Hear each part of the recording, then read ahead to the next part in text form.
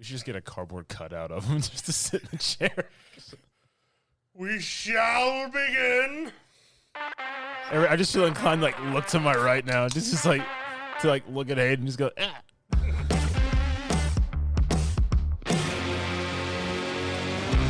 That's good.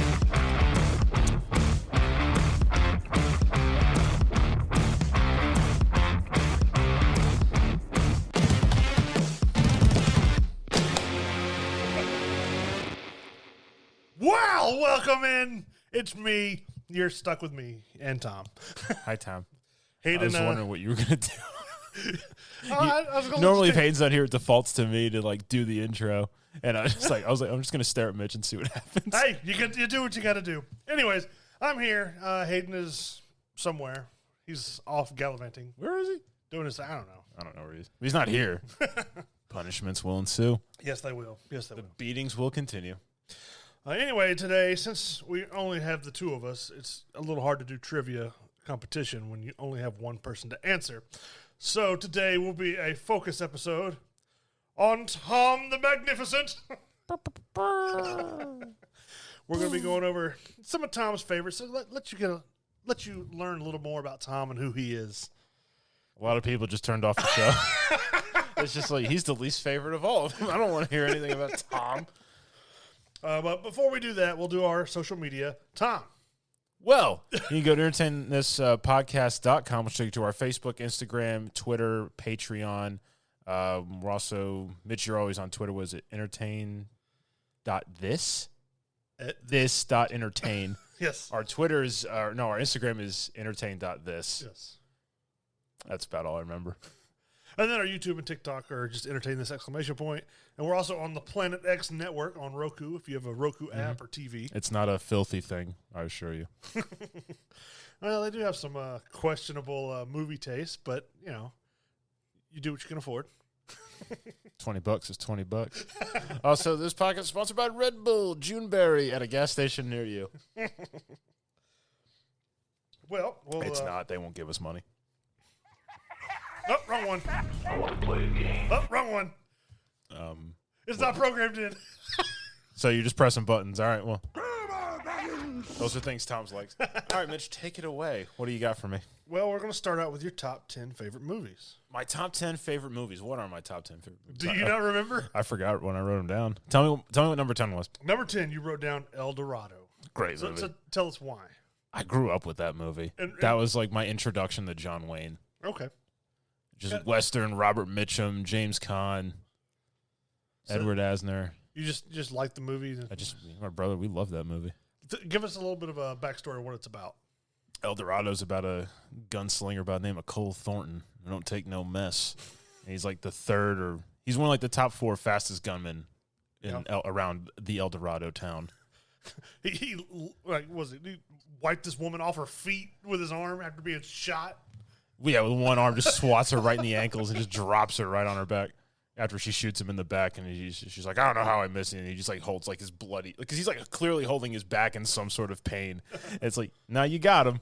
He didn't just fall off the horse on accident. But it's pretty funny.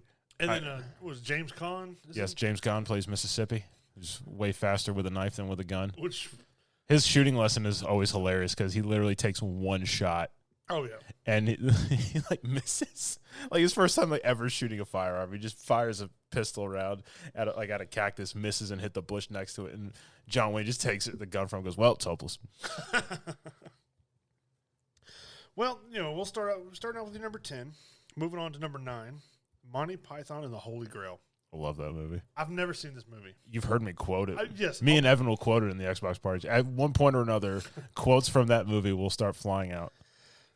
So tell me a little bit about this movie, because like I said, I've never seen the whole thing. I've seen bits and like little parts of it on YouTube and things like that. So. Well, I mean, Holy Grail, they wanted to do that as like a bit in Flying Circus. Okay. And then they're like, no, it would work better as a movie. So they spent like 3 or 4 years trying to get funds together just to make the movie. Mm-hmm. And a lot of the jokes, like the coconuts being clacked together to simulate the sound of horse hooves, and then just somebody walking behind them while they pretend like they're riding a horse, that was just because they couldn't afford horses. Okay. I mean, It reunited everybody in Monty Python because by that point John Cleese had left. Excuse me. It's one of like the greatest comedy movies ever made. It was a huge phenomenon when it came out. My dad hates that movie so much. I made him watch it because I think he saw it when it came out in like 1975. Okay. He didn't like it then. He didn't get it. And even again in his 50s, he didn't get it either. The only part he thinks is funny is when what Michael Palin is playing the king. Okay. Or like the Baron guy, and it's his son's wedding, and he's like looking out the window with his son. And he's like, one day all this will be yours, and he just looks at like the kid like grabs the curtain, goes, what, the curtains? And like pip smacks him. He's like, no, not the curtains. My dad thought that was the funniest part of that entire movie. Now this is the movie where like you have the knight that's like loses his arms and his legs. Yeah, that's the Black Knight bit. What was that? I've never seen that. I've seen like memes and stuff about it. Well, in the beginning of the movie, Graham Chapman, who's playing King Arthur, is like going around Britain looking for knights to join the Round Table. And they get to this, he walks up on a battle between a Green Knight and the Black Knight, and the Black Knight kills him by throwing his sword at the guy, and it goes right through the slit of his visor, and just blood shoots everywhere. And then he tries to solicit him to join the Knights of the Round Table, and John Cleese, who's playing the Black Knight, is just standing there, doesn't say anything. And finally he's like, you make me sad. And he's like, come, Patsy, is like little horse clapping noise guy. And he goes to walk around him, and the Black Knight like postures and just goes, none shall pass. And it's literally like the dumbest reason. He's just like in the way. And he's like, none shall pass. And he's just like, I'm king. He goes, then you shall die. And he's like, so be it. They fight. And I just swatted my mic. And they're fighting. And he cuts off his arm. And he's just like, he's like, oh, it's but a scratch. He's like, oh, I've had worse. He's like, you liar. And then they keep fighting. He cuts off his other arm, and like Arthur like puts his sword down. He starts like praying, and he like runs up, he like kicks him, and he's like, look, you are brave. He's like, but you know, you've clearly lost. And he goes, chicken. And he starts antagonizing. He cuts off one leg, and he's like, what are you gonna do? Bleed on me? And he like shoves his wound into him, and he just goes right. And he cuts off his other one, and he's just a nub on the ground. He looks and goes, all right, we'll call it a draw. All right. So why is that number 9 and not higher on your list? I mean, I love the movie, but there's movies I appreciate more. Okay. As far as one of my favorite comedies, I mean, just going like, you can't be king just because some watery tart threw a sword at you, or strange women lying in ponds distributing silverware. There's no basis for a system of government. All right. The quotability of that movie is fantastic, though. Moving on to your number 8, The Princess Bride. That needs no explanation. Yes, it does. That's one of the greatest movies ever made. I appreciate that. It's a good movie, but yeah. I loved it when I saw it the first time, and I grow to love it even more every time I watch it, just because I find a little tidbit or like a throwaway line that I didn't catch or probably forgot. And it just makes it funnier. I think like the funniest line to me, I mean, there's so many, but when they revive Wesley and they're like looking on like the parapet or whatever, like down at the castle, like on the wall, and he's like, what have I missed? He's like, you've been dead for like X amount of days. He grabs his head, holds it Yeah. up. And Inigo just looks and goes, he's like, let me explain. He goes, no, wait, there's too much. Let me sum up. I don't know why. That's like the stupidest. Even the production of that movie is great. I think one of them, Manny Patinkin, who plays Inigo Montoya, he cracked a rib from holding in laughter when they were doing the Miracle Max scene with Billy Crystal. And actually, it's Wesley's not, Cary Elwes, he's not even laying on the table in most of those shots. It's actually a dummy because he was laughing hysterically and he couldn't stay still and pretend he was dead listening to him. We'll be right back.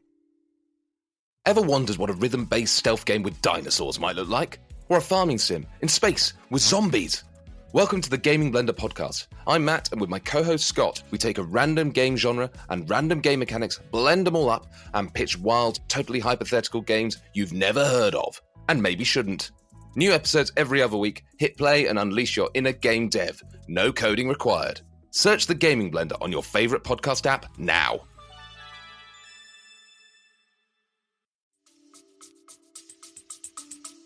Okay.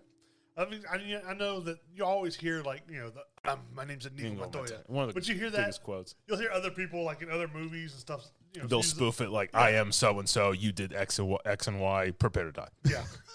Prepare to die. All right, number 7 on your top 10 movie list is Excalibur. I've never seen this movie as well. That's the 1981 film. Pretty much the best Arthurian legend film. I kind of assumed it wasn't the new. With the guy from Sons of Anarchy. Yeah, No, that's just nonsense. Yeah, I figured it wasn't that. That was nonsense. The Clive Owen, but they were like Roman gladiators. That was stupid. Yeah. The only thing that was good about that was Keira Knightley. That was pretty much it. But Excalibur, actors you don't know. It's a little more fantastical than the other ones, right? Yeah. Well, at least the Clive Owen one. I don't know. Yes, it's more fantastical. Okay. There's actual Merlin doing Merlin stuff. Okay. One of the greatest scenes in that movie, it's like something Fortuna, the music. I don't know. It's like dun dun dun dun dun dun. Dun. Yeah. I'd play it for you. I can't mimic an orchestra, despite my best abilities. Give it a shot. But Arthur gets like hurt, and then they send like he loses his way. He figures out about Lancelot and Guinevere. He abandons Excalibur. Okay. And Percival finds the Holy Grail, brings it to Arthur. Arthur drinks from it. He's revived because the king and land are one. And he assembles the knights to go fight his ill-gotten son, Mordred, from Helen Mirren. Now, how closely does this resemble the actual like Arthur legend? I think it's actually pretty close. I haven't really read. I mean, obviously it's a movie. It's fantastic. It's artistic license. Yeah. But I mean, you got Patrick Stewart, very very young Liam Neeson, running around out there. Okay. Yeah, exactly. This is another one that I'd never seen, so I wasn't sure. We can move on to your number 6, which I have also never seen. Zulu. You never saw Zulu, the 1964 movie? No. Michael Caine's and Stanley Baker? No. Really? No. I don't even know what Love it's that about. movie. Don't even know what it's about. It's about British soldiers at Rorke's Drift during the Zulu War. It's actually the most Victoria Crosses awarded to a single group for a single action. And the Victoria Cross is the English version of the Medal of Honor. Now, I'm dumb, so what is the Zulu War? I've never heard of that. So, in the mid to late 1800s, Mitch, in Africa, this thing called colonization was happening. The British, of course, loved to take other people's stuff at the time. The British Empire. They invaded Zululand from their province of Natal, which is pretty much southern Africa, parts of South Africa going north. After they issued an ultimatum to the Zulus to do X, Y, and Z, they had the Battle of Isla where like 1,300 or 1,500 British soldiers were annihilated by the Zulus. Basically, this was 100 dudes at a old like mission that they fortified and fought off like 4,000 Zulu warriors over the course of like a day or two. Now, like, was this like 300 style where it was them versus a bunch of people? So Yeah. Okay. I mean, wave after wave, they were losing buildings, fallback positions, but I mean, just through good old British guts and firepower versus spears, the English prevailed. Through superior might, numbers, and technology, they eventually won. Well, not through superior numbers. Oh, I thought you said they had more. No, the British were like 100. Oh, I thought you said the Zulu like had 100. So I'm like, man, they're fending No, off. that's just like some nonsense. That's what I was wondering. That's I was like an man. afternoon to them. Oh, okay. No, this was like 4,000 Zulu warriors versus like 100 British soldiers, Gotcha. Okay. and like native Natal contingent guys and Boer scouts. Okay.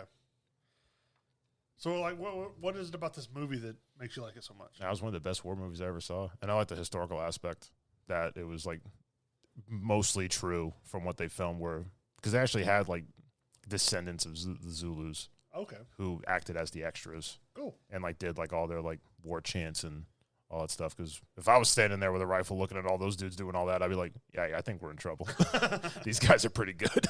Yeah, I mean, any kind of time that you're outnumbered massively, it's it's always the underdog story. So it makes for a good story for visual mediums. Moving on to your number 5, Patton. Well, Patton's just great. Have you seen Patton? I think I have. The opening is George C. Scott standing there with all the medals and the big Yeah. American flag, and he's like giving them, "Meh," Yeah. which I think is almost verbatim, missing a couple of parts of his speech, like around D-Day. Okay. I've seen this maybe twice. He won the Oscar for this movie Okay. for best performance, Do you know when it was made? 1970. Oh, okay. So explain a little bit about Patton. What the movie is this for the people who've never seen it? Well, Patton's a World War II movie about General George S. Patton, who was a at the beginning of the war, a 2-star general, all the way up to 4 by the end of the war before he died. Of World War II. In World War II. I said that. Okay. And it's about his career during the war from his arrival in North Africa, again, going through to Sicily, Italy, and then Europe, and then into Germany. Now, do you just like this because of the history aspect, or did you? Oh, the history, the acting is great. George C. Scott being Patton was awesome. Now, if I remember correctly, there's a couple of scenes where I like how stern he is compared to the other people, and they're just kind of like taken aback, like, oh, okay. So, but it's pretty, from what I remember seeing, it was a pretty good movie. Yeah, Patton his mouth got the better of him sometimes, and occasionally his hand when he smacked some soldiers. Yeah. Which, granted, I mean, you looking back, like what their issue was, I mean, it was pretty much PTSD, and they were having episodes. But Patton was just like, "No, get back out there! You're going to the front, kill more Germans." He's just trying to knock some sense into him. That's all. And his rivalry / hatred of General Montgomery from the British, What was that? because they fell under the same operational command. Ah, okay. Because like they have to take Sicily, and Patton's plan was like they would land here, they would land here, they would cover and like take X spots to cut off everybody, and Montgomery was like, no, we're gonna do this, and like you guys are gonna go over there and do nothing while we get all the glory. So Patton literally re-geared his entire army because Montgomery got control of all the roads, so Patton had to find like cross country routes. He managed to go north to Palermo, and then cut all the way across the island into Messina to cut off the escape route of the entire German army still left, who were trying to evacuate into Italy. Okay. But like the Germans get a communication. It's just like, Patton's taking Palermo, and they're like, 9, damn, shouting in like their big fancy German headquarters. And then they give one to Montgomery, and they're just like Field Marshal, sir, Patton's taking Palermo, and he just looks and goes, damn. He's on there. And I kind of like the bit where like they show like the German high command stuff, where like they have like an expert on Patton who's like a researcher explaining to the German high command like who he is, how he's going to do stuff, because he like pretty much calls. I don't know how accurate it is, but a lot of Patton's strategy, Okay. from what he knows of him and what he's already done, where it's like Patton's a 8th century warrior stuck in contemporary times. Like he's going to do this, this, and this because that's what the Romans did. That's what the Athenians did. That's what the Carthaginians did. That's what he's going to do. And they're like, nah, you're crazy. You're dumb. What are you, an idiot? And then Patton does literally all that. And they still couldn't figure it out. Okay. Yeah, I mean, like I said, I've maybe seen this twice, and it's a long movie. The last time I saw it was probably 2009, somewhere around there. No, I had it on DVD. So it's been a while.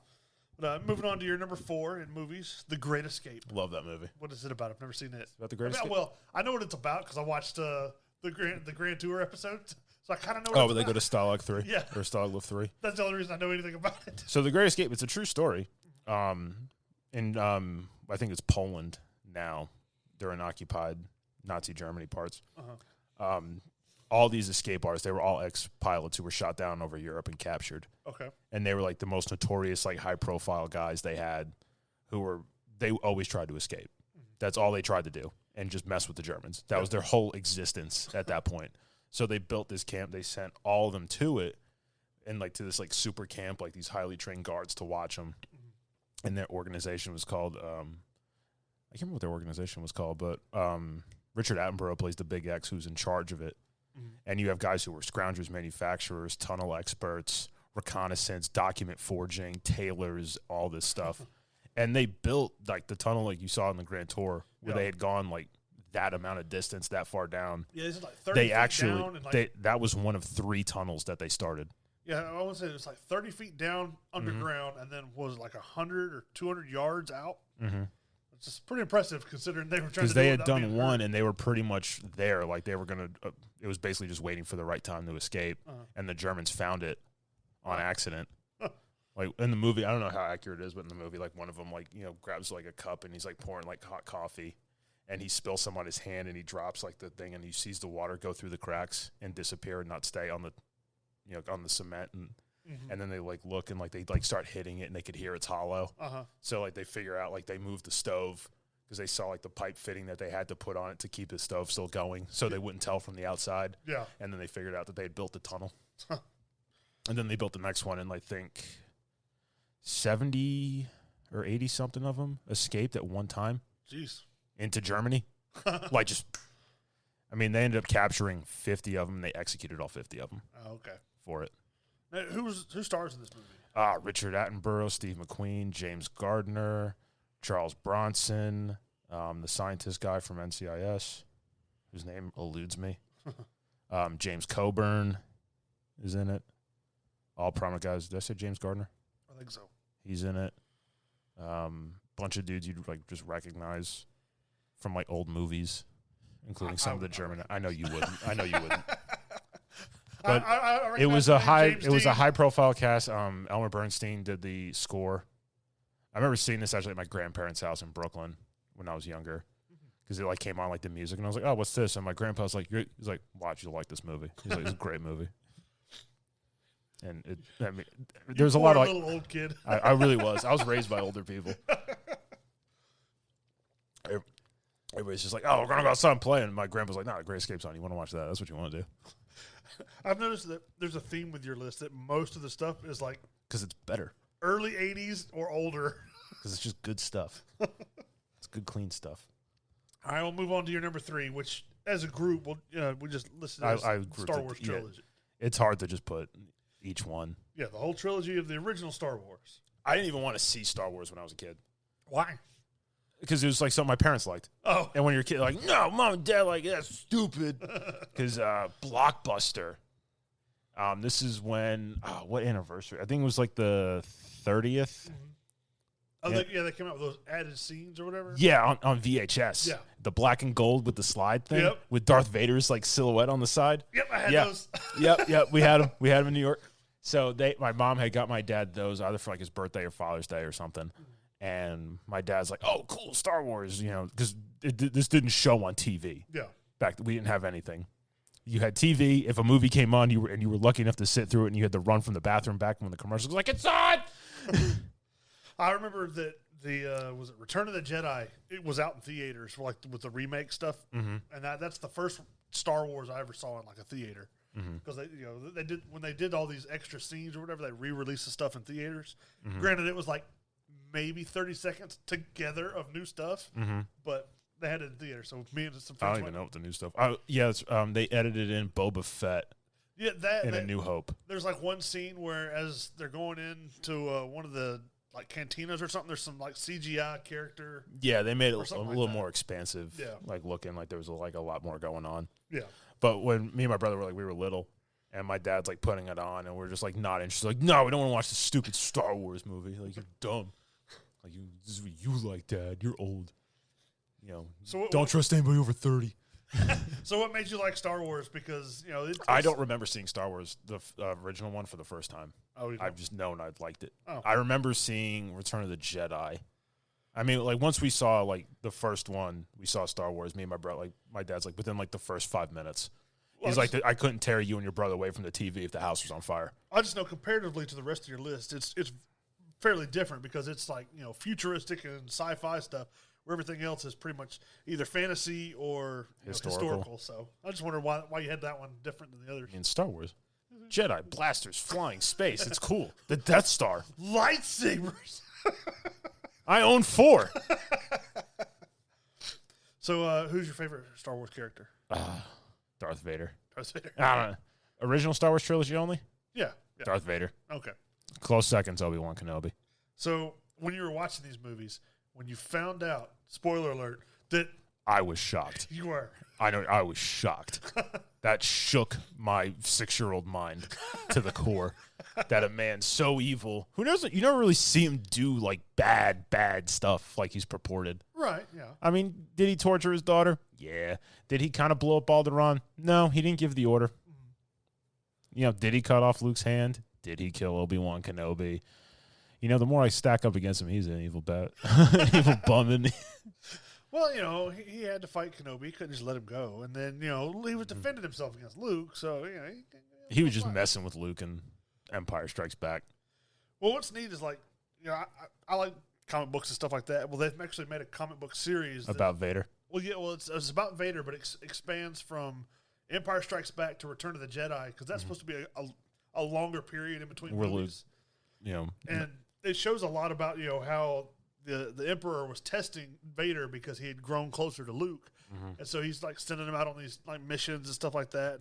He's hiring people to kill Vader just to like keep him sharp. And Well, this comic book series kind of like delves into more of what Vader, reminiscing about Padme and missing, what he had, and realizing that he could change things if he could just convince Luke. So it's pretty interesting. Vader, the more I look back, Vader was the most interesting character. Yeah. At all. He's like the most fascinating one. Well, and then when they added in the prequels, you learn a lot more about him. So it expands, makes you feel sorry for him in the second trilogy, or like in the original trilogy after seeing the prequels. So.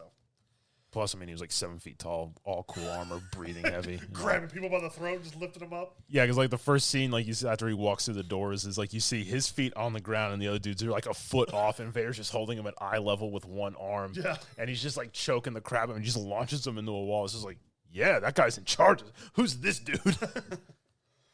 All right, well, yeah. I mean, I love the original Star Wars trilogy as well. So we'll go on to your number 2, which we actually had a focus episode on a while back. We did.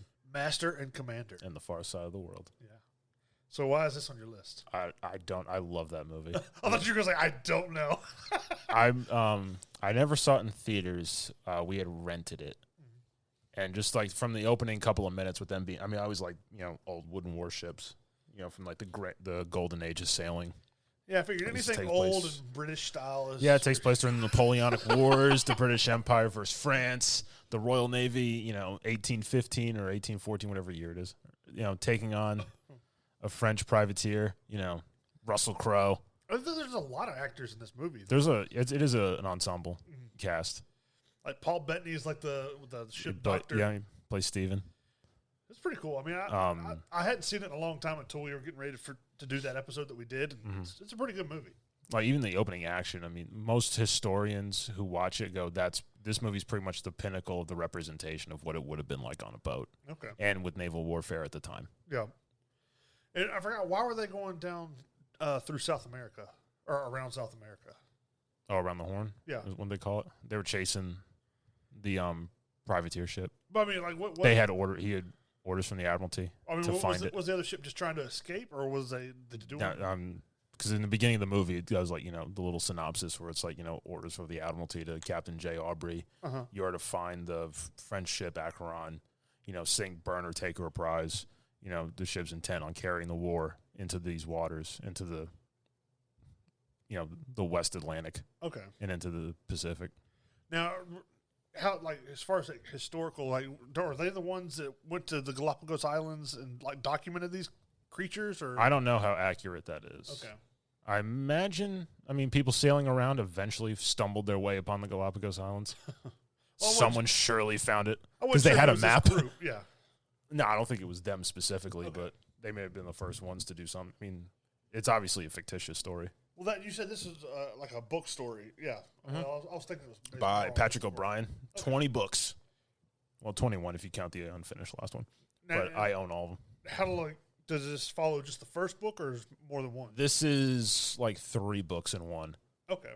This is Far Side of the World, Master and Commander, which are 2 separate books. And I don't remember which one the third one was about. Okay. And lastly, your number 1 on the list No one should be shocked. is it looks like it says Power Rangers. No, oh, sorry, Lord of Power the Rangers the movie. Lord of the Rings, the trilogy of Lord of the Rings. I mean, do I really need to go into why? Well, let's explain. This might be somebody's first episode hearing why. Why does Tom love the Lord of the Rings? Why does he have a Lord of the Rings tattoo? Sit back and relax. It'll be a minute. No, well, I'll keep it brief. I remember vividly seeing the commercial for the Fellowship of the Ring in 2001. I was like 8 or 9 maybe. I don't know. Remember it came on and I saw the commercial and I was like blown away. I was like, I don't even know what's going on. And I was like, there's a really tall guy with a pointy hat or like horns on his head. Going. Bo Baggins. I was like, I got a wizard. There's a flaming demon. There's little people, some bigger dudes, an angry dwarf with a big axe. I'm like Legolas, like Orlando Bloom does, like the shot where he shoots the arrow and it goes through the orc's head in Moria. And I'm like the music. I was just like blown away, just sitting there watching this. And I was just like going, like yelling at my parents. I was like, "Get in here!" And I was like, "What is this? This is a movie. We need to go see this. When is this?" I waited months for it to come out because like the ads came out in like August or something or July, like Lord of the Rings in theaters December. And I'm like, "No, now! I need it now!" And my dad, when the movie had come out, I was just like, all I talked about for like months was like, I'd see the commercial, like, I want to go see this movie. I want to go see this movie. Like, I Lord of the Rings, I couldn't even read the book. I probably couldn't read. Well, I mean, I could, but not that well. We're still learning. I'm still working on it. I'm on level 4. I get called to the principal's office one day. They're like, oh, like the phone rang in the classroom or whatever. Or no, this was intercomed. That wasn't until middle school. And I go down with all my stuff, and I'm sitting there, and my dad's standing there waiting for me. And he goes, yeah, he's like, your brother's got to go to the doctor. He's like, you got a dentist appointment. And he's like, we're going to bring you back when we get done. It's like only going to be like 2 hours. This is like 10 o'clock in the morning. So right now, my day is just shot. I just ruined. Get in the car. I put my seatbelt on, and my dad just like starts the car, and he just pauses, and I look at him, and he just looks at me and goes, we're not going to the dentist. And I'm like, well, where are we going? And he goes, we're going to the movies. We're going to go see Lord of the Rings. And my dad's like, he's like, for however long the first one is, 3.5 hours. Yeah. I sat still with my eyes open, my mouth slightly ajar, and I didn't move. I didn't have to pee, nothing. I just sat there like intently, like nothing existed in my life except that screen. Like peripheral vision was gone. Everything. It was like me in the movie. I was there. I was just like standing in the background, just like, go get him, guys. Now, how much does that affect your choice to make that your number one?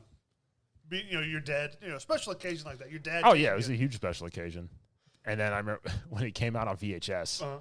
My mom had gotten it. She didn't tell us because we didn't. I mean, back then you didn't know when stuff was coming out on VHS. Well, yeah, because it just happened. Like you went to Kmart, it was there. Well, yeah, because there was no big like, oh yeah, they're releasing on it because you had social media back then, so it was just kind of like, here it is. Like I saw the movie, and we had gone back to see it a couple weeks later. We took my sister, she's 5 years older than me, and at the end of the movie, because she was like, oh yeah, we're gonna go see the Fantasy Dragon movie with the swords. she was at that point an early teen. So she didn't care about it. Yeah, I was super psyched because I got to replay everything again. Yeah, like when this came out, I think I was in high school, like I was in 9th grade or something like that. In 2001? Maybe 8th grade. Sorry. What year were you born? 88. So you're probably 12 or 13. So I was either in 8th or 9th grade, but I just wasn't into that kind of stuff at the time. Now I love these movies, but at the time I was just you're like a latter day fan. Look, I've slowly like pulled you into it. I liked Ninja Turtles and Power Rangers when I was little, and then I didn't really like any. I didn't pay. I didn't even like comic books until after I got out of high school, and now I love them. So now you spend thousands of dollars on them. Well, don't tell my wife that. But remember, I got the VHS tape when I got home, and my brother wasn't home yet. And my mom's like, you got to wait for your brother. And I was like, yeah, okay. Sure, Mom. And I was sitting there watching the movie again. I'm just like, yeah. My brother comes in, and he like looks at the sleeve. The VHS tape came in. And he's like, Lord of the Rings. Because he was too young to like go see in theaters. Like the loud noises, the orcs and all. We thought it would scare the crap out of him. So sitting in broad daylight in my room while two of us are sitting on the floor with our backs against like the foot of my bed, watching it on my like 30-inch TV with like little fuzzy, that was like his first experience seeing it. So we just sat, like, I rewinded it back to the beginnings. I was like, I'll rewatch this again. Stopped me. And we just both sat there, and I was like, watch this part. And I was like, get ready. Now, which one, like, out of the trilogy is your favorite? Fellowship. Fellowship, okay. Why is that? I just have more memories of, like, that one being, like, sense. My introduction to it. And then, I mean, then we took, the Two Towers had come out. Because there was, like, the Super Bowl ad. They were going to show 5 minutes of the movie. Mm-hmm. Two Towers is my favorite, just because I like the big scene at the end where they're fighting at the which castle. Is awesome. Yeah. So that was the first one we took my brother to go see, and then my sister came too. And then Return of the King came out, and my dad just could not wait for it to end. He was just like, stop. He likes the movies. He loves the movies. He doesn't like love them, but he liked them. Yeah. On a scale of 1 to 10, they're like a 7 to him. To me, it's 38 out of 10. Just 'cause he had to pee, but like he thought the movie was going to end like after they saved them, and they're just like, oh yeah, and then like, nope, they're going back. Nope, we got to go here. He's just like, all right. Okay. Well, so that you didn't want to change the order of any of your top 10 movies. You still like? Now, Lord of the Rings trilogy is always going to be number 1. I kind of figured that. Master and Commander, I love almost as much as its own standalone film. Okay. Well, we're going to introduce this. History began on July We'll change it 4th, later. 1776. I'll fix the movie part.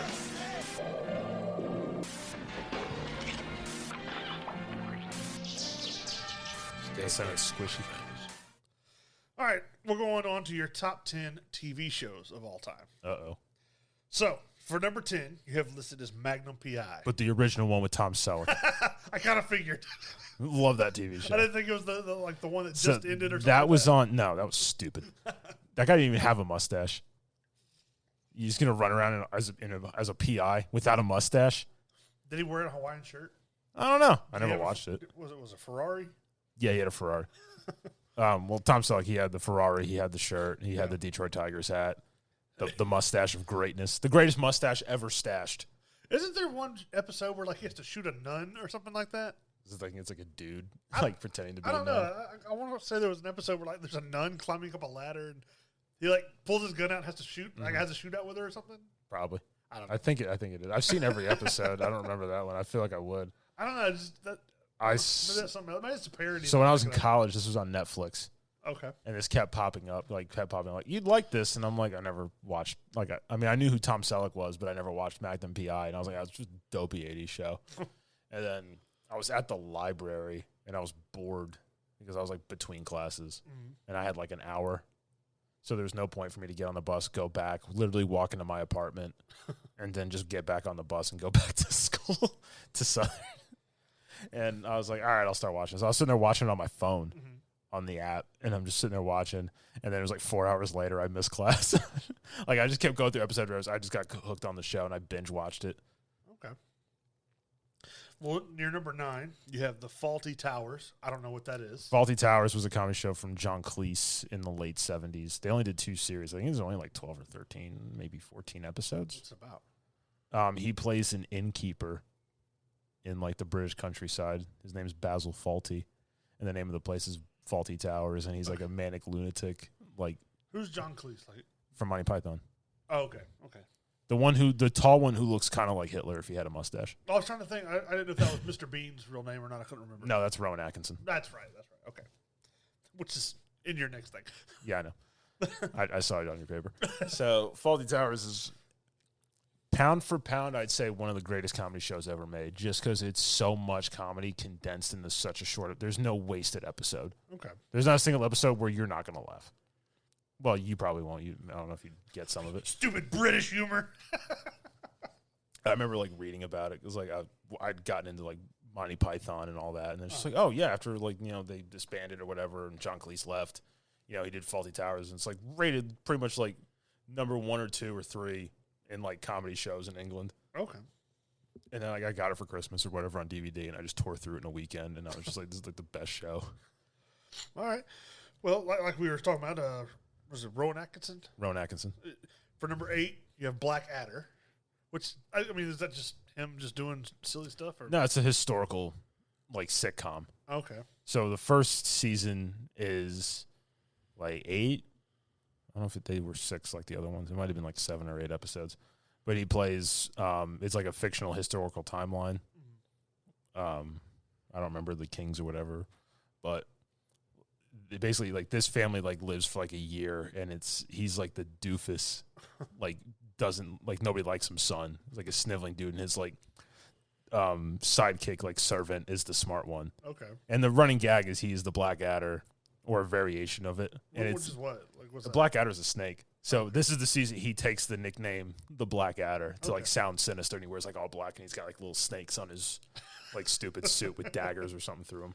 Okay. And then Baldric is his like number 2 guy. And this season Baldric's the smartest one. Because he's like, I'm gonna come up with a name. He's like the Black Turnip. And like the music's like, "Ding!" And Baldric just kind of leans in and whispers, goes, what about the Black Adder? And he goes, that. And it's just like they're like historical hijinks until like the end where he dies. That's like the recurring joke is like he dies at the end of every episode or every season. Like they just done. Gotcha. And then like each one of them is a descendant of that one. So season 2 is during like the Elizabethan era, and he's a suitor. Okay. And this time he's the smart one, and Baldric's an idiot. And it's their nonsense and day-to-day hygiene. And Stephen Fry is in this one. He's in 2 of the seasons. He's in 2 and 4. Okay. and it's the court hijinks, and it's sitcom parody, but like they're pretty much episodic. Yeah. It's like the 30-something minutes per episode. You're just in the story. Next episode. Okay. And then season 3 is during the Regency. Hugh Laurie plays Prince George, who's a total doofus. Edmund Blackadder's his butler this time, and Baldrick's his servant, who's also a moron. And then the last season 4 is during World War I. Okay. And that was probably like one of the greatest episodes for the ending of a show. Why is that? Because like their whole show, it's them like getting out of like fighting. Like they don't move. They make fun of the war. Like, like there's like, it's like they bring him to headquarters and Stephen Fry's an idiot. And he's got this giant mustache. He goes, "We have a cunning plan." And he just goes, "We're going to get out of the trenches and walk very slowly at the Germans." And his aide just goes like, "How'd you know that? It's top secret information." He goes, "It's because it's what we've done the last 19 times." And he goes, "That's exactly why it'll work. They'll never expect it at 20th." And it's just like, they bring him a map. And he's just like, "God, it's a desolate wasteland." And he goes, "Sir, it's upside down." And he flips it over and it's the actual map. It's just that BS. And there's like one bit I always remember is like Baldrick's outside. You just hear scraping and Blackadder's trying to read. And he goes, "All right, I'll play." "Baldrick, what are you doing?" "I'm carving my name on this bullet, sir." "Why?" "Because they say somewhere there's a bullet with your name on it. And I thought if I owned that bullet, it wouldn't get me." Smart thinking. And Kind of.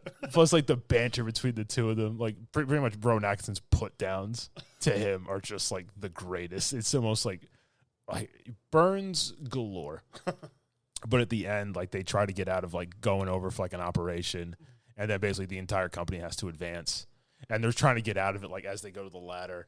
And she's like, "I got a cunning plan," which is like a reoccurring bit. And he goes, "That's a nasty splinter right there. So man could get hurt." And it's like, unfortunately, it's like, I don't think there's any way out of it for us this time. As like everybody's like going up to like advance on the ladders, and he's like loading his pistol, and he just like looks at his watch, and he's just like, "Good luck, everybody." And they all climb up, and then like the explosions, and it like fades, and they actually show like where they were to the actual poppy field it is, but all the poppies are red because of all the blood. Yeah. So you have to watch the whole thing to really appreciate it. Okay. We'll move on to your number 7, which is a running theme again. It's Monty Python and the Flying Circus. I mean, British comedy. I will say the first 2 seasons of that show were probably the best. Okay. After that, like, Cleese left, or like he was in and out. Graham Chapman's alcoholism was really skyrocketing. And they kind of started recycling some material, but some of it was just like the funniest stuff in the world.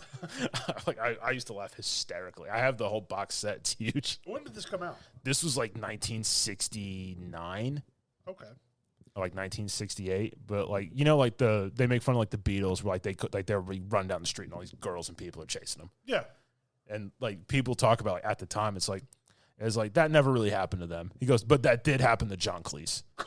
Like all the time. Like he couldn't leave his house. Like we had to sneak him out sometimes. Like that's how popular that they were. Okay. And it was such a huge show. Like all the bits. Because like the opening scene of like all the episodes was like Michael Palin like all dressed up raggedy. Like he was like a shipwrecked dude. And he'd be coming from like all these distances. You had to watch him run and like stumble and like go through like come out of the ocean, climb down a cliff or something. And he'd get right to the camera and go, and then it would go right to the Monty Python cut screen. And it's like, Monty Python's flags. That makes me think, what? It's the Muppet Show. Yeah. It's like, no, something completely different. And then that show had so many great bits that we could have an entire episode about all my favorite Monty Python moments. But Well, we're not going to. Okay. We're going on to your number 6, which is kind of a change in gears. It's an anime, Yu Yu Hakusho. Yes, love that show. What's it about? It's about sorry. It's about Yu Yu Hakusho. It's about Yusuke Urameshi, a teen who is a piece of crap when one day he has like an altruistic act where he saves a kid's life and he dies, but he's in purgatory, so his body's still technically alive, like comatose.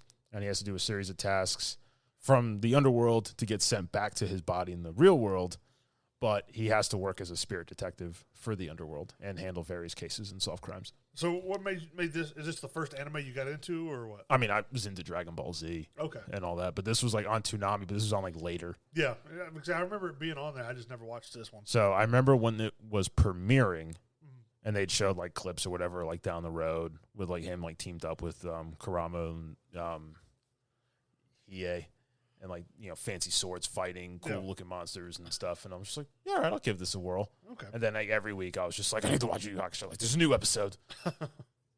Okay, I was just wondering. We'll move on to your number 5, which is Barney Miller. What's Barney Miller? Barney Miller is a 70s New York City detective show, but it's a comedy. It's not what I was thinking of. So my dad, he's retired NYPD. He was a New York City detective, worked in homicide, did the whole to-do. My grandpa was retired NYPD from the 50s into the 70s. So a lot of this like overlap. When things got done. Well, I mean, like when I was getting older, like I remember, when things were getting really done. Like nightstick, like the wood shampoo is what they called it when you get somebody upside the head with a nightstick. But I remember asking my dad, and I was like, "What's the most like accurate like detective show you've ever watched?" And he's like, "Barney Miller." And I remember we got it for him for like Father's Day or something, like the first season. Yeah. Never had seen this show, never heard of it until we had asked him, and then he got it. Like he went and had it. And I remember watching the beginning, and I'm just like waiting for it to be like serious. But it was never like really like serious. Like it was just a comedy show. Like it was just ridiculous because you had the captain, who's Barney Miller, played by Hal Linden. You had Abe Vigoda, who played, you know who Abe Vigoda is? No. Tessio from The Godfather. Who's Tessio? All right. I've only seen Godfather maybe 2 or 3 times. Otis from Good Burger, the old guy, the fry cook. Oh yeah, okay. All right, so him, but this is in the 70s, and he looked like he was like that old then. Okay. You had him, you had the Polish guy, you had Jack Sue, who was Sergeant Umana, you had Ron Glass, who was from Firefly, played Sergeant Harris. You had this like myriad of like characters in this one squad room, and like they never left the squad room. Everything happened in the squad room. Okay. It was either at Barney's apartment with his family, or it was there, or maybe once in like a season there would be a different spot. But it was always just a squad room. And it was just the ins and outs, like the crooks getting put in the cage, which was like in the back and center, and just like character actors who come up as like cops or crooks or something or detectives. Okay, and it's just like this. It was like a sitcom. It was a sitcom. Yeah, but it was like the funny stuff. My dad would just be like, there would be like stuff that would happen. You're just like, there's no way. It's just so outlandish or ridiculous. My dad's like, no, that's happened. He's like, it's happened to me. He's like, I've seen this. He's like, this is real. I would say it's unbelievable, but I would believe it. The things that happen in some of these shows, it's like, yeah, I understand. The opening is just great because it's just like 1970s New York. You know, the two towers were still there. Yeah. And like there's this epic bass line as it like, and like guitar as it like goes. I mean, the Barney Miller bass line, everybody knows it. I don't know. Yeah, I know you don't because you never saw the show. I'd recommend it to you. You'd probably enjoy it. I might. I have to give it a shot. Anyways, your number 4 in TVs is Hill Street Blues, which I don't know that. So Hill Street Blues, that was a me and my dad thing. Okay. As I got older. Is it comedy or more comedy, very serious. Okay. I mean, it's a police show. Okay. So after like we had seen Barney Miller, like me and my brother were like younger, we were like early teens. And I thought it was very funny. As I got older, I think I was in college and I was home for the summer. And I remember asking my dad, because I was doing criminal justice classes and all that. And I was like, hey, what's the most like accurate like patrol like TV show? And he's like, oh, Hill Street Blues. And then we found it on Hulu. And for like a couple of weeks, like me and him would sit in front of the computer because we didn't have like streamed on the TV. We didn't have that kind of technology yet. Yeah. And we would sit there and like he'd be like drinking a beer and he'd let me have one because I wasn't 21 yet, but nobody cared. I'd have a couple anyway. But we'd sit there and we'd watch. And he showed me like Hill Street Blues and like the opening, like every episode, like it would do like, you know, it would black title card and it would be the time, like random times in the morning, and it would say roll call. And that's how everyone started. Like, you have all these detectives, like plainclothes guys, dudes in uniform. They all had like leather jackets with badges, and like they were allowed to wear baseball caps. Like some dude had like a Red Sox hat on. Other guys have like the precinct like hat, like the logo on it. And I was like, that's pretty accurate. And they're just like hanging out, smoking, talking crap, and the grizzled old sergeant comes walking in, and he's like giving like them this bit about how a warning for unauthorized and bizarre weaponry used by officers in the precinct. And it's like you know, from command, it goes, when said weapons inspection starts now, and everybody's like pulling out like sawed-off shotguns, brass knuckles, like trench fighting knives, extra pistols. Everybody's just like all these bizarre chains, bats, like with a nail in them, like they just drop everything on the tables in front of them, and then he finishes roll call, and like everybody's like, all right, now let's hit the road, and everybody gets up and just takes all their stuff back. And then it would like go into like the music, like title card, like all the actors and stuff. There's like 10 of them who remains Okay. actors. But it's like their lives in and out, but like mostly about police work and stuff that like in the first episode, 2 of them get shot and like go into the hospital. Jeez. So I mean it tackles a lot of stuff. Okay. But it was one of the best And TV shows. What year like it This was supposed to take place? 1980 to 88. No, I mean that's when it was or filmed. 81. Was that what it was like? What it was supposed Yeah. to portray? Okay. It's like a nondescript say all the cars said like Metro Police. Okay. But it was like you could tell it was like, a Pittsburgh, Chicago-y, well not probably really Chicago, like a Pittsburgh, like Cleveland-ish, grizzled city. Okay. Moving on to your number 3, Parks and Rec. I love that show. It's just so good. I've actually never seen it. I've only seen like You've never YouTube. watched Parks and Rec? You've just seen like the Swanologues. I plan on watching it. I watched some of The Office first, and I still haven't finished that. But I'm going to watch Parks and Rec. Next. Parks and Rec is better than The Office. Okay. You're gonna have to power through parts of the first 2 seasons Because I've seen some of because that's a lot of like them like really figuring out what they want to do with certain characters, especially Leslie, Amy Poehler's character in the beginning, and then like towards the end, like season 2, like they fade out with Paul Schneider's character because he ends up leaving. They kicked him off the show, and they never brought him back. But that was more like Ron Swanson becoming Ron Swanson-y, April being disturbing. You Okay. had Andy being Andy. Yeah, because I've seen some clips of Andy and Chris. That's Pratt how doing I always stuff. remembered Chris Pratt. Like when Guardians of the Galaxy came out, I'm just like, it's Andy. It's Andy Dwyer. Andy Dwyer got fit. That's all. Andy Dwyer got ripped, and they make fun of it in the show because like that happened like while they were still doing Parks and Rec later on, and like Adam Scott is just talking to him. He's like, so you just stopped drinking beer, and he goes, yeah, that was it. And he goes, how much were you drinking? He goes, too much. He's just like walking, but he's like yoked in like in a suit, but you could tell he's huge. Yeah. Okay. That show is just like there's so many like funny jokes. Like even other side characters become hilarious. Like Aziz Ansari's character Tom Haverford, and I think her name's Retta. She plays Donna Meagle. She's hilarious too. Does this show does it have Jason Bateman in it as well? No, that's Arrested Development. Okay. Sometimes I get those confused. And then you get Adam Scott and Rob Lowe, who become series regulars like at the end of season 2. Okay. And like Rob Lowe's like stupid, upbeat, health guru-y guy. Where like you tell somebody your name, he just goes, Mitch McGee. He just like has to point at you and everything. He goes, literally the best thing in the world. Everything's literally the best. All right. We'll move on to number 2 on your list for TV is Scrubs. Yeah. I've never seen that show. You never watched Scrubs? never could get Don't into watch it. the last season. It didn't count. Okay. They ended it with season 8, not 9. Okay. Especially Scrubs. I mean, it's about the 3 mains when the show starts. You have JD, Elliot, and Turk. Sarah Chalk, Donald Faison, and what's his face? Who plays JD? I cannot remember his name. Zach Braff are the 3 mains, and they like just got out of med school. They're doing residency, Well, this is like a spoof because they had what was the other show? like General Hospital. Grey's Anatomy. Yeah, Grey's Anatomy, ER, and all that. all So those- this is a comedy about it, but from what Okay. people like nurses and doctors I've talked to and known, they're just like, what's your favorite medical show? And they're like Scrubs.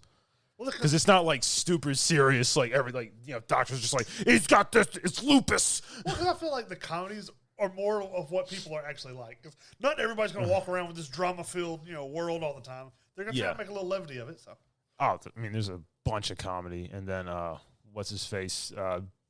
Ted McGinley, who plays Dr. Cox, who is like JD's like mentor, but also hates his guts. I mean, they end up being like father-son relationship, people. Like Brendan Fraser was a big guest star for a lot of the early episodes. okay, I mean, it's a myriad of emotion when you watch that show. okay. With all like the characters, the ins and outs of the hospital, the bits, the hatred between JD and the janitor. And then for your number 1, you kind of took it up a notch when it comes to medical professionalism and MASH. Yeah, I remember seeing MASH like I was in high school because I forgot what I was watching, but like I would wait for a certain show to come on, but MASH was on before it.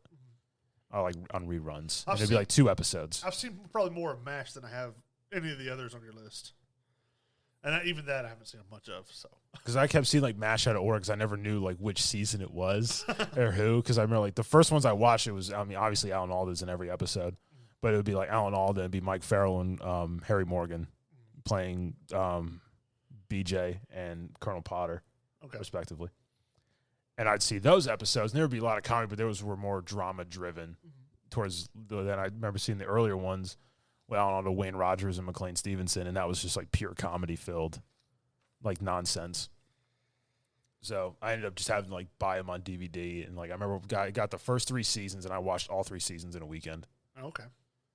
Like I slept for like 3 hours a night. I was just watching MASH. I couldn't help but watch the show. Okay. And then later the movie, and then I read the book. Well, why is that your number one? I've seen every episode of that show at least 3 times. So I mean, you just like it the I most? just liked watching the show. I mean, there was just something about like just like the silly hijinks of like them just doing stuff. And like, I mean, I get it's a lot of it's satire, making, bits about like, the war in Korea. And it's kind of hilarious that a show ran for 11 years about a war that was only 3. Yeah. But I mean, it tackled a lot of issues, and then just the comedy of it and the writing was just so good. Okay. And the acting between all the main actors. All right. Well, ladies and gentlemen, we kind of have a time constraint now since we're doing the Planet X network. So we're going to have to hurry up and finish this episode here in a few minutes. Speed round.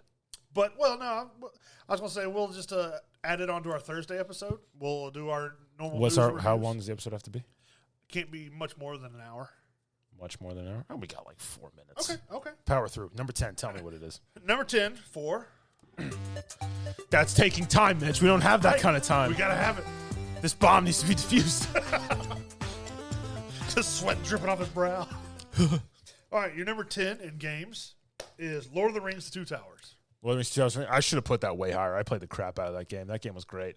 Even when I got it the first time, I had a hard time because I couldn't get past the part with the Nazgul because I didn't figure out you had to parry, but you also had to swing through the fire in the middle so you could set them on fire. Otherwise, you just kept dying. I didn't figure that out for like a week.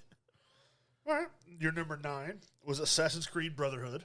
Oh, one of the best games I ever played. I put hours, days, Now, months, years into that game. There was Assassin's Creed 2. There was Assassin's Creed 1, then there was 2, then Brotherhood. Brotherhood was the Okay. third one that had come out. There was 2 Yeah. games with Ezio. Because 2 was amazing, the 3. Because you had 2, Brotherhood, and Then- Revelations. Yeah, then when he's older. I forgot about When that. Assassin's Creed was a great franchise. Yeah. Number 8, you have Call of Duty Big Red 1. Is that the original? No, this is like an off one because I had the original Call of Duty, and then Okay. but Call of Duty Big Red 1 was just all about like it went through like followed like the Big Red 1 First Army through the entire Second World War. Okay. So you're landing in North Africa, fighting the French, accurate, and then you fight the Germans, and then you go through Sicily into Italy, and then into France, and then into Germany, and like it's always like this myriad of characters you're always with, like in the squad, and then like as the game progresses, some of them get killed off. Okay. But it was a really fun game.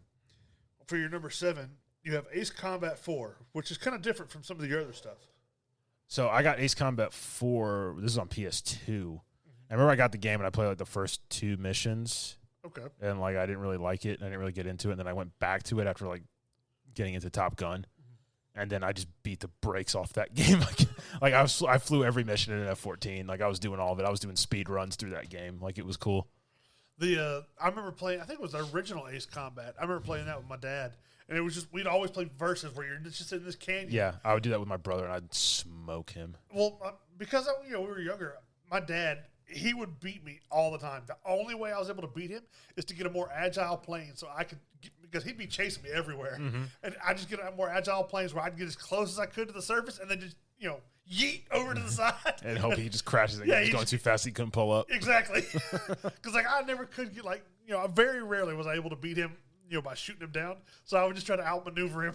That was the only way I could beat him. And sometimes you gotta do what you gotta do. Your number 6 is Star Wars Knights of the Old Republic.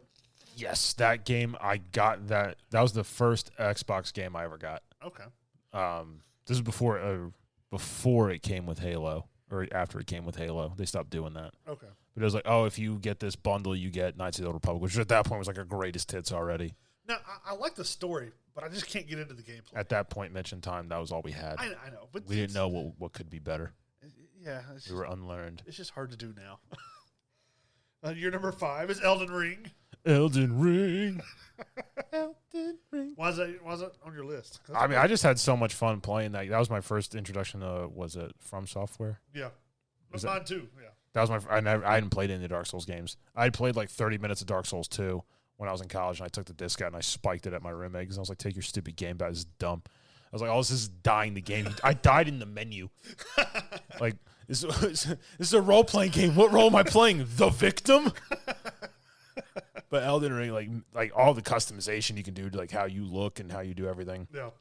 Learning all the stuff we had to, like what weapons were best, what builds, like where to put attributes, and then the three of us just going through the adventure together. I had a lot of fun with that. The painful part is playing by yourself, but it is a lot of fun to play with other people. It was a lot of fun playing with you and Hayden and Evan. Yeah. We had some fun. And then when Hayden was gone for like a week, and me and you like turbo leveled, and we were just dragging him through everything. We found the cheese and we exploited it heavily. Like a boss could hit us 2 to 3 times and not kill us outright. Yeah. Hayden, like if he like gave him like the dun dun dun look, Hayden character just go blah. Moving on to your number 4 is Halo Combat Evolved, the original Halo. That was my first Halo. I mean, that was like the second Xbox game I got. Okay. And I mean, just like that whole story, I thought was so fascinating. Where you're like a super soldier in the future. You're flying through space. You're fighting aliens. It was first person. You're the chief. You know, you could be anybody, and you're running around beating the crap out of grunts. See, I didn't have an Xbox until Xbox 360, so I never played the original one until later on. No, I had PlayStation 2. No, I bought my Xbox with my own money. That, and I was in high school, and I didn't even ask for it. My parents just got it for me and my brother to share. I was in college, and I would play it on the weekends when I come home sometimes. But I didn't play a whole lot of games growing up through once I got into high school, and then afterwards I played tons of games all the time. Now you do now. Yeah, but yeah, I mean it's a fun game. I've played it before. I played a couple of the LAN parties with some friends in high school. I remember the old days. Blood Gulch. I didn't know what I was doing, but I was like, yeah, sure, I'll play. But throwing grenades through the transporter. Yeah, it's pretty fun. Your number 3, Star Wars Shadows of the Empire. Nintendo 64. That was my first Star Wars game. Okay. Well, this is the one where you're like going after Boba Fett, or that's one of the missions. Okay. That was like the hardest mission I've ever played in a game in my entire life. I'd rather fight Millennia than go after Boba Fett again. I mean, now I would, but at the time when you're a kid, like you couldn't look up how to get past Boba Fett. It was trial and error. Yeah. It took 50 minutes to get to Boba Fett on that mission. And like the checkpoints were not kind to you at all. And I remember like me and my dad, like we played the crap out of this. And like I finally like downed Boba Fett. Like I got his health all the way out because he's got missiles. He's like heat seeking you. He's flying around. You can barely see him because it's so fuzzy. And we did it. Me and my dad are like jumping up, high five, and like yeah, cutscene. And the cutscene is Boba Fett like falls, and you think yeah, you did it, cool. And then it's like you hear, and then the slave one comes up and turns to you in the cannon's angle, and we're like ah. I've never played this game, so I never did 64. I was, as I gesture to my Nintendo 64, that's right there. Sitting on the floor in front of your TV. Your number 2 is Star Fox for the 64. Back in the day. Never played it. Not once. I don't remember how we got Star Fox. I think I had rented it. We had rented it or something. Like I was sick. And like there's a Blockbuster, you like rent the game for a week. Yeah. And I remember playing, me and my dad would play Star Fox. And even my mom and like my brother, like all of us like liked playing Star Fox. And like going through like all of them, like how far could we go? Like my mom used to like speed run like the Meteor level like right after the first mission. It's more story. Yeah, this is all story driven. I wasn't sure if it was like a versus thing or what. Oh, it had verses. We would do that sometimes. Okay. But I mean, we pretty much always played for the story just to see how far we can get. And then my dad's like, "There's a train level," and she's like, "Did you get to the sun planet? There's a sun planet." All right, and lastly on your top 10 games list is Skyrim, but I don't think you really like it, right? I mean, I've only bought the game 4 times on 4 different consoles. Because I had it when it came out on 360. This is when I got tired of playing Modern Warfare 3. Uh-huh. This was like 2012. Okay. Like I just got kind of fed up. I just got bored of first-person shooters for a while. Yeah. And I went to Blockbuster, or not Blockbuster, we went to GameStop. And I was like, what do you guys got that's like the total opposite of COD? And this guy's just like, well, the Elder Scrolls Skyrim. He's like, it came out last year. He's like, already game of the year. He's like, try that out. And, 400-something plus hours of my life later. And I'm like level like 80-something. And like I can't be killed at that point. I've discovered almost everything. And I still hadn't beat the game to like 50%. Well, that's Tom's top 10 movies, TVs, and games. If you disagree, you're wrong. If you do disagree, tell us why. I would Tell love us yours. We'll talk about it. I'll make fun of it. because look us up on Twitter or Facebook and let us know your top 10. Let Mitch know. I don't check it. Don't worry, I'll tag him in it. He'll see it. No, I won't. I ignore the notifications. But let us know what your top 10 is in movies, TV, and games, and tell us why Tom is wrong about his, or if you have memories about some of these games like Tom did, share them with us. If you say Lord of the Rings isn't number one, we'll fight. But anyways, that's our episode for this week. Check us out on Twitter at this entertain or Instagram, which is entertain.this, and also our Facebook. Thank you. Goodbye. Bah. Cyclops.